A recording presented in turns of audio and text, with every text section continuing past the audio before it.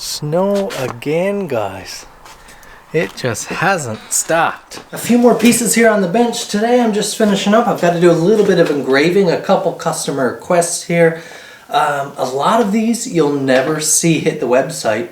The intentions are to make them for the website, but I have so many people contacting me regularly. Can I please get this model? Can I please, by any chance do you have a yellow fox?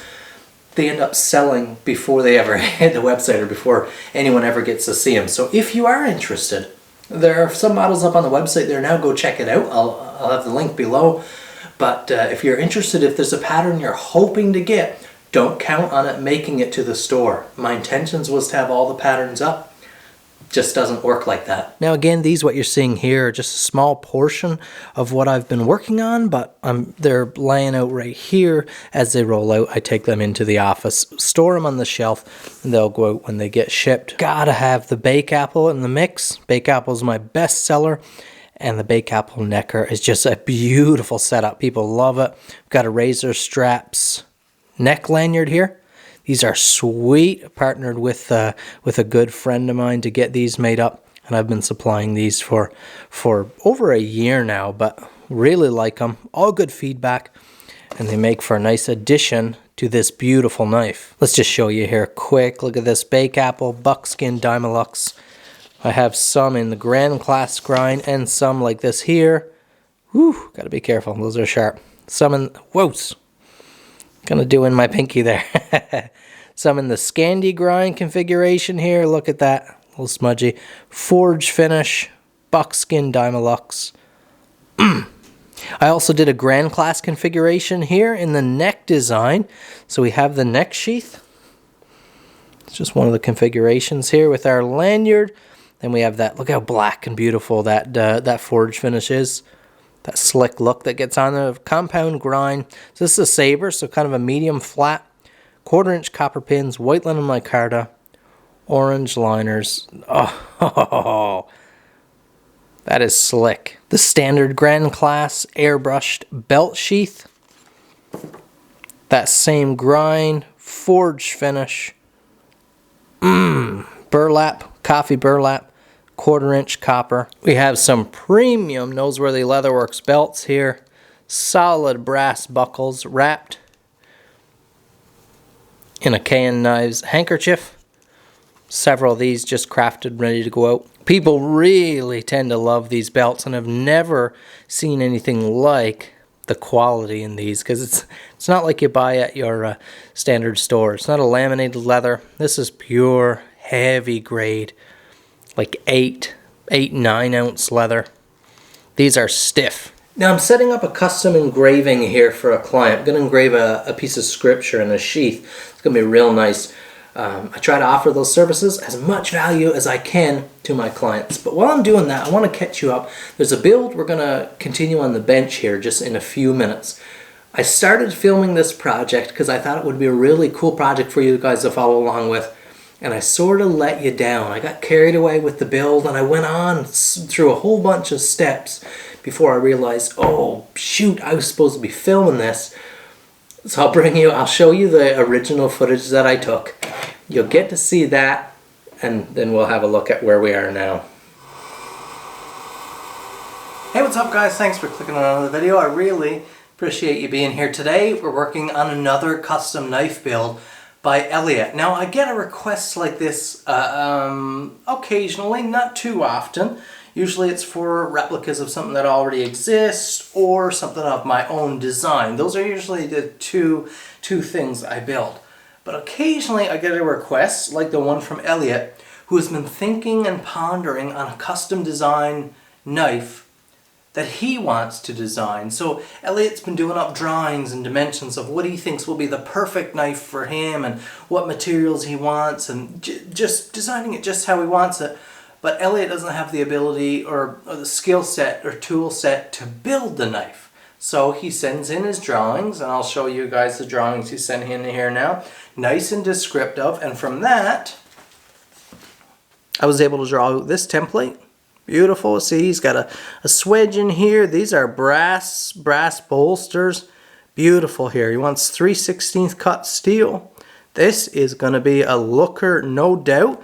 Now, I've already went ahead and roughed that out of some 3/16 material. So just rough cut. I went ahead and did this. This is a boring part. Now we're going to perimeter grind the shape. Get the shape dialed in. Then we can move on to grinding in the knife bevels.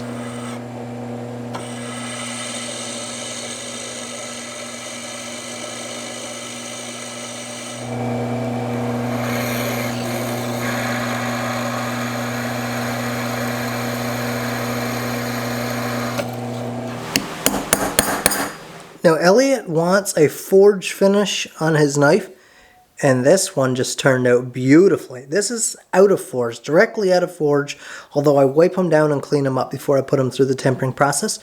Now my process to get the forge finish that I ship with is to wire wheel them on a soft grade wire wheel on a bench grinder. That'll give us the right finish we're looking for.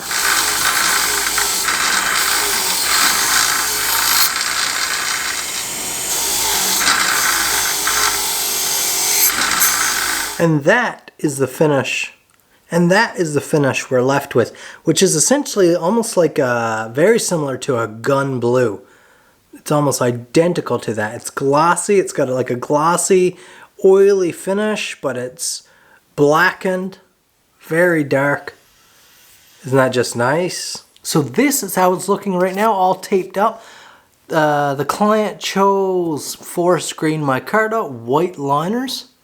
And that brass has been peened on there. So what I did is I did exactly to his drawing specs. We have that angle on there. So the scale insert's a little bit tricky because they have to fit between two separate edges. We're going to flush grind this first. As you can see, we have more bulk there.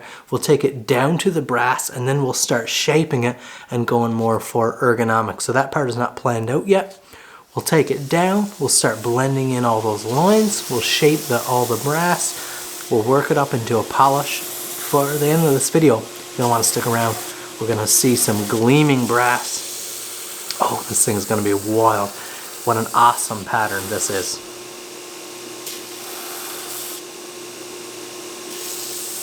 Took it as far as I could on the belt grinder, but we just can't perfect those curves enough. There are a lot of things that come down to you just have to finish them by hand. It's the only way to get the standard of quality, the transitions between the lines, the fit and finish. It's the only way to get it perfect sometimes is to finish it by hand like this. And with all this brass and some of those curves in there and the transitions between the micarta and the brass, this is one of those times has to be brought in by hand. All those lines had to be just right, that when we take it to the buffer, we end up with a pretty much flawless result. Sanded up to 1000 grit, so we should be left with a pretty flawless finish there. Yeah, instant. As soon as the wheel touches it, oh, just perfect. Already, look at that. And there it is, guys. Again, I'll say not designed by me, executed by me. Designed by a client of mine, and I love this type of build. I love making people's dreams come through builds like this. And it's not real often that I get this type of request, but I usually do a couple a year where someone says, I've been dreaming of this knife. It's not available to sell or to buy anywhere. I want this knife built. I don't have the skills or the tool set to build it myself, but I want this knife that's in my dreams, and I get to bring it to reality. And this is a stunner. Good job, Elliot. I still have to finish up this this sharpening notch here and put an edge on it and those types of things, but I think you guys have the bulk of what you wanted here. Look at that brass. That inlay, the angles that Elliot chose here, right here for the insert, bringing that together. Just stunning. Nice job, Elliot. Oh, look at that. With the forge finish too, for me, that really makes it. I'm wearing gloves because I don't want to start tarnishing and marring up those beautiful brass bolsters here just while I'm handling it. I don't want to insert my oils on it right now, so wear some gloves. Just finishing up a strap here as well. Beautiful cane knife strap. This one was with a piece of cherry, my favorite design. I'll ship with some of my new favorite compound. If you're interested in a strap, in a knife, in a custom build, head over to my website, email me. There's knives available on my website, although they're selling very, very quickly. Thanks for watching, guys.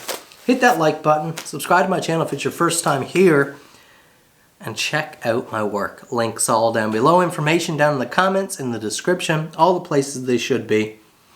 Good job, Elliot, designing this knife. Thanks for watching. We'll see you in the next video. Bonus clip, just finishing up this Bowie here for a client in Europe, and I had to show you guys. Look at this Bacote wood phenolic pins I chose for this one. Forge finish, flat grind. Oh, this might be the best feeling knife handle I've felt. Just complete lock-in. We wanted to do a Bowie, but the client didn't have the budget for all the brass work and everything, so he said, do your best to give me a full guard, a protective guard, without adding an additional component like machine brass or aluminum, this type of thing. So this is what I designed, and it is oh so good.